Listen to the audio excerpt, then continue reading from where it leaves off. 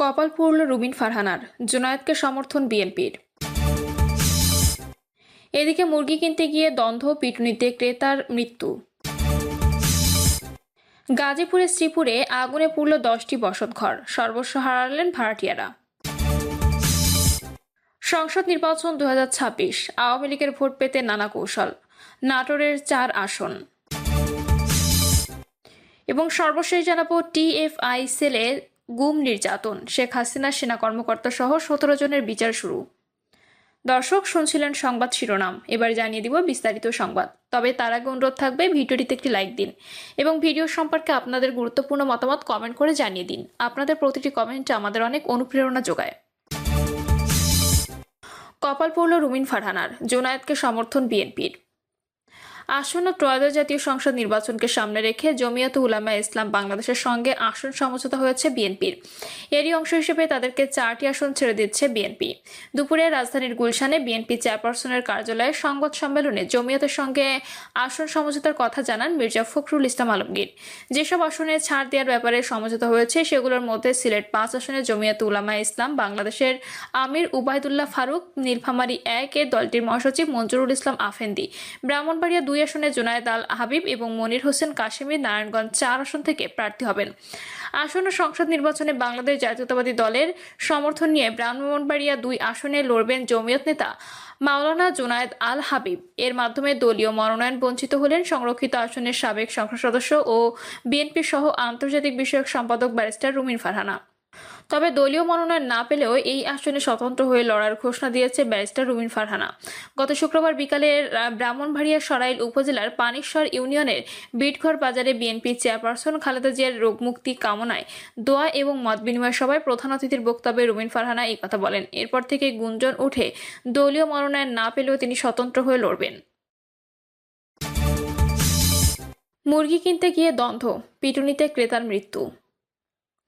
কিশোরগঞ্জে ইটনা উপজেলায় মুরগি কিনতে গিয়ে পিটুনিতে এক ক্রেতার মৃত্যু হয়েছে। সকালে উপজেলার সদর ইউনিয়নের দিল্লির পাড় আলগাপাড়া গ্রামে এ ঘটনা ঘটে। স্থানীয় সূত্রে জানা যায়, আফজাল মিয়ার খামারে মুরগি কিনতে যান আয়ুব আলী। এ সময় সিরিয়াল নিয়ে মুজিবুর মিয়ার সঙ্গে তার কথা কাটাকাটি হয়। এক পর্যায়ে মুজিবুর মিয়ার ছেলেরা আয়ুব আলীর ওপর কিলঘুষি ও মারধর শুরু করে। পরে স্থানীয়রা তাকে উদ্ধার করে ইটনা উপজেলা স্বাস্থ্য কমপ্লেক্সে নিয়ে গেলে কর্তব্যরত চিকিৎসক তাকে মৃত ঘোষণা করেন। নিহতের পরিবারের সদস্য বাহার উদ্দিন অভিযোগ করে বলেন, মুরগি কেনার সময় সিরিয়াল নিয়ে তর্কের জেরে মুজিবুর রহমান ছেলে সাব্বির সহ 3-4 জন মিলে আয়ুব আলীকে পিটিয়ে হত্যা করেছে। আমরা এর দৃষ্টান্তমূলক শাস্তি চাই। ইটনা উপজেলা স্বাস্থ্য কমপ্লেক্সের মেডিকেল অফিসার ডক্টর কাউসার আহমেদ জানান, রোগীকে মৃত অবস্থায় হাসপাতালে আনা হয়। এরপরও পরীক্ষা নিরীক্ষা করে তার মৃত্যু নিশ্চিত করা হয়। গাজীপুরের শ্রীপুরে আগুনে পুড়ল 10টি বসতঘর, সর্বস্ব হারালেন ভাড়াটিয়ারা। গাজীপুরের শ্রীপুরে ভয়াবহ অগ্নিকাণ্ডে পুড়ে গেছে 10টি বসতঘর। আজ মঙ্গলবার সকাল 6টার দিকে উপজেলার তেলিহাটি ইউনিয়নের জৈনাবাজার এলাকায় রকিবুল ইসলাম রবির মালিকানাধীন বাড়িতে এই ঘটনা ঘটে। স্থানীয় সূত্রে জানা যায়, ভোরে হঠাৎ একটি তালাবদ্ধ কক্ষে আগুন দেখতে পান এলাকাবাসী। মুহূর্তে আগুন ছড়িয়ে পড়ে পাশের আরও 9টি ঘরে। এতে বাড়িতে বসবাসরত ভাড়াটিয়াদের ঘরের আসবাব, নগদ অর্থ, স্বর্ণালঙ্কার সহ প্রয়োজনীয় ও মূল্যবান সামগ্রী সম্পূর্ণভাবে পুড়ে যায়। ভুক্তভোগী ভাড়াটিয়া মোফাজ্জল হোসেন জানান, সবাই তখন ঘুমেছিল। কিছু বোঝার আগেই সব শেষ হয়ে যায়। কোনো কিছু রক্ষা করা সম্ভব হয়নি। খবর পেয়ে দ্রুত ঘটনাস্থলে পৌঁছায় মাওনা ফায়ার সার্ভিস ও সিভিল ডিফেন্সের 2টি ইউনিট। শ্রীপুর ফায়ার সার্ভিসের ওয়ার হাউস ইন্সপেক্টর নুরুল করিম জানান, প্রায় 30 মিনিটের চেষ্টায় আগুন নিয়ন্ত্রণে আনা হয়। প্রাথমিকভাবে শর্ট সার্কিট থেকে আগুনের সূত্রপাত বলে ধারণা করা হচ্ছে। ক্ষয়ক্ষতির সঠিক পরিমাণ তদন্ত শেষে জানা যাবে। সংসদ নির্বাচন 2026, আওয়ামী লীগের ভোট পেতে নানা কৌশল, নাটোরের 4 আসন। নাটোরের 4 আসনে ভোটের মাঠে সরব রয়েছে বিএনপি, জামাত ইসলামী ও এনসিপি। কার্যক্রম নিষিদ্ধ আওয়ামী লীগ না থাকায় ভোট টানার নানা কৌশল নিয়েছে প্রার্থীরা। তবে কোনো দলের পক্ষে সব আসন প্রাপ্তি সহজ হবে না, রয়েছে নানা হিসাব নিকাশ।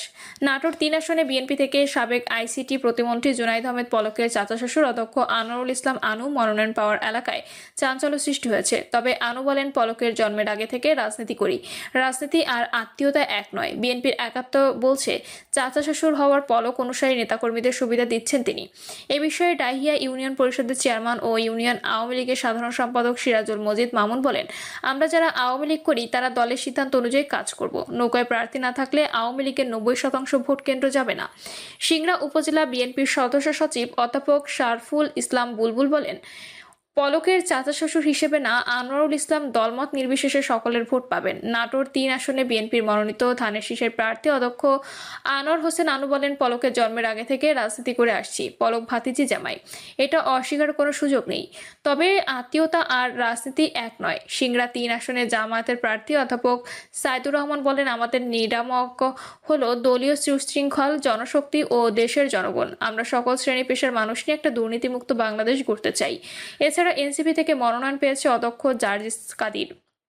নাটোর 1 আসনে বরাবরই আওয়ামী লীগের চেয়ে বিএনপি ও জামাত ইসলামী বেশি শক্তিশালী। এই আসন থেকে 3 বার নির্বাচিত জেলার প্রথম প্রতিমন্ত্রী বিএনপি নেতা ফজলুর রহমান পটল মারা যাওয়ায় 2018 সালে নির্বাচনে বিএনপির মনোনয়ন পান পটলের স্ত্রী অধ্যক্ষ কামরুন নাহার শিরিন। এবার তার মেয়ে বিএনপি চেয়ারপারসনের পররাষ্ট্র বিষয়ক পরামর্শক কমিটির বিশেষ সহকারী, বিএনপির মিডিয়া সেলের সদস্য ও নাটোর জেলা বিএনপি যুগ্ম আহ্বায়ক ব্যারিস্টার ফারজানা শারমিন পুতুলকে মনোনয়ন দিয়েছে দল। বিএনপির কেন্দ্রীয় সহদপ্তর সম্পাদক হিসেবে দায়িত্ব পালনকারী তাইফুল ইসলাম টিপুকে দল মনোনয়ন না দেওয়ার স্বতন্ত্র ভোট করার ঘোষণা দিয়েছে তিনি। জামাত ইসলামী থেকে এখানে মনোনয়ন দেওয়া হয়েছে দলের উপজেলা আমির ও লালপুর উপজেলা পরিষদের সাবেক vice chairman Abul Kalam আজাদকে।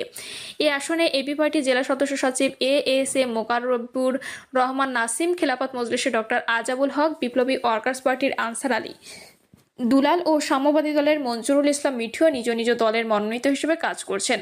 Barrister Farzana Sharmin পুতুল বলেন, আসন্ন জাতীয় সংসদ নির্বাচনে দলমত নির্বিশেষে সবাই আমার জন্য প্রচারণা চালাচ্ছে। এই আসনে গত 17 বছরে যে সমস্যাগুলো ছিল তার সমাধান করেছি।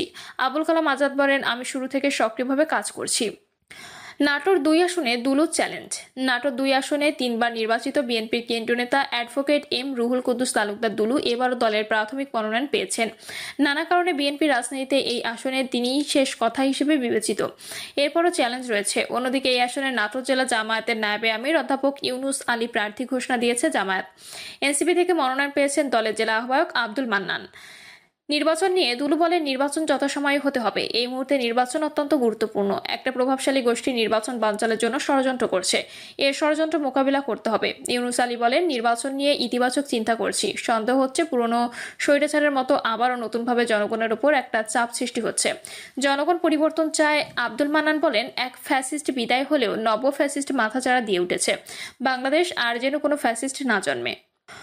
জেলার বড়াইগ্রামে গুরুদাসপুর উপজেলা নিয়ে গঠিত নাটোর 4 আসনে বিএনপির প্রার্থী জেলা বিএনপি সিনিয়র যুগ্ম আহ্বায়ক আব্দুল আজিজ ও জামাতের প্রার্থী জেলা জামায়াতের জয়েন্ট সেক্রেটারি অধ্যাপক মাওলানা আব্দুল হাকিম।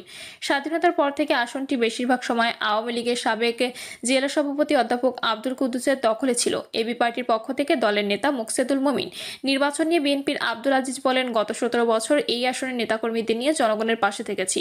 তাই সাধারণ ভোটাররা এবার তার প্রতিদান দেবেন বলে বিশ্বাস করি। আব্দুল হাকিম বলেন, যদি অবাধ ও নিরপেক্ষ নির্বাচন হয় তাহলে আমরা জয়লাভ করব। প্রিয় দর্শক, এই ছিল এখনকার সর্বশেষ সংবাদ। আপডেট সব সংবাদ পেতে চ্যানেলটি সাবস্ক্রাইব করে বেল আইকনটি ক্লিক করে রাখুন।